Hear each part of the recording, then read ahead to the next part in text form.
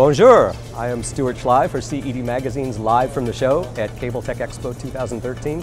I am with the French-born Cyrille Morelle, who is president and CEO of VeEX. Cyrille is to test and measurement what David Ortiz is to clutch hitting in October. That is to say, the man. So it's good to be with you, the man. You have a great perspective on this business because of your position in it. But I want to go straight to kind of a news development that involves your company. You made a big acquisition this summer, a company called Sunrise Telecom. Talk about that.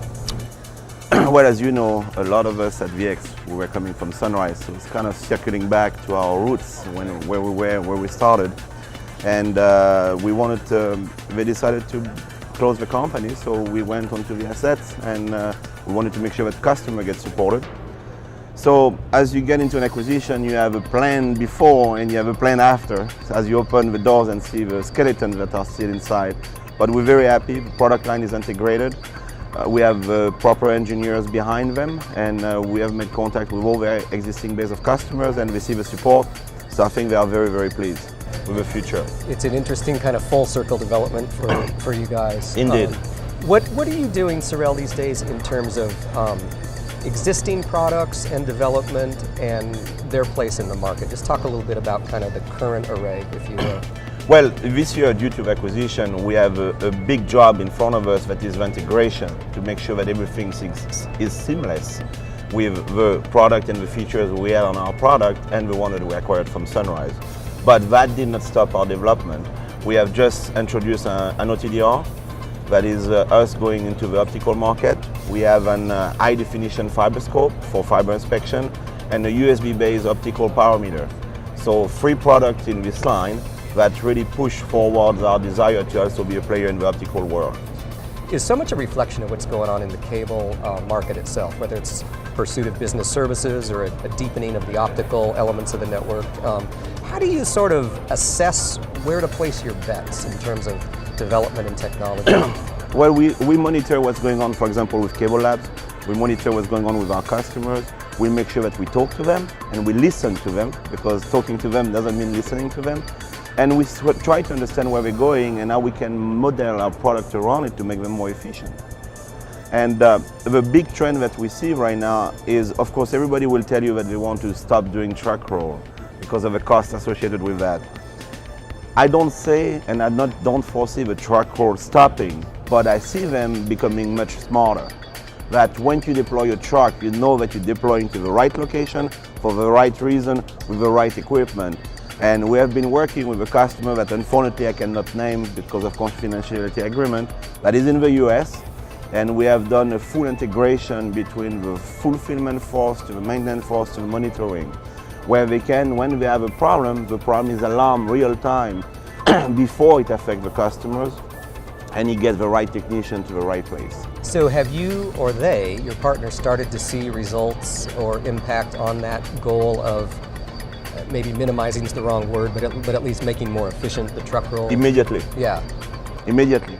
In parallel, we had another customer that is in Europe, and if I say the country, it would be way too easy to know the customer. But they did the same thing, and they were actually able to, they had a 60-40%, so their technician were doing 60% repair and 40% installation, and they had the rest on contractors.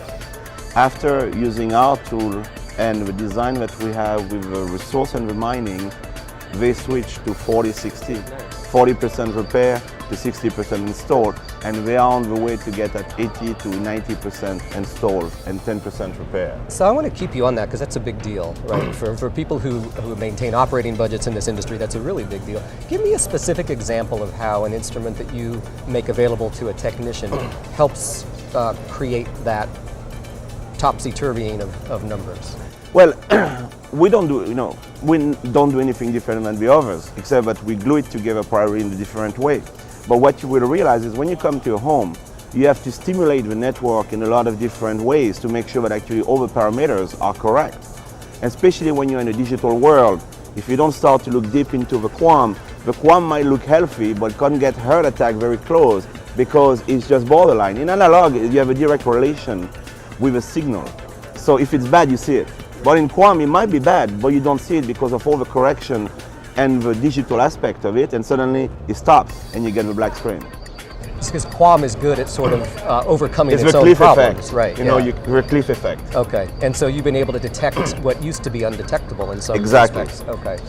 And with the amount of point that we mine, we are able to get a much broader vision of a network, and actually we avoid other customer calling because the technician was already on this node repairing the problem. So they'll never even see the problem. Exactly. Hopefully. What is on the horizon, Cyrille, in terms of what do you see next, or what are you sort of working on in the laboratories, or? Well, we have a couple of new concepts. One of them, and unfortunately I cannot talk yet because it's still undercover, but something very revolutionary. We also have a lot of enhancement to the existing platform that are coming this year, especially on the Sunrise side, and of course DOCSIS 3.1 is around the corner, bigger upstream, and the monitoring. This is really where we're going. So. Yeah, I'm always struck that you have a real enthusiasm for this business. It seems it carries through. What's fun about what you do, and what's fun about kind of this environment? Well, you know, when you develop the product, when it's adopted by a technician and we're using it every day to do their job, and actually they get more efficient about it. And when they see you, they compliment you on the product and what it does for them. That's the real kick.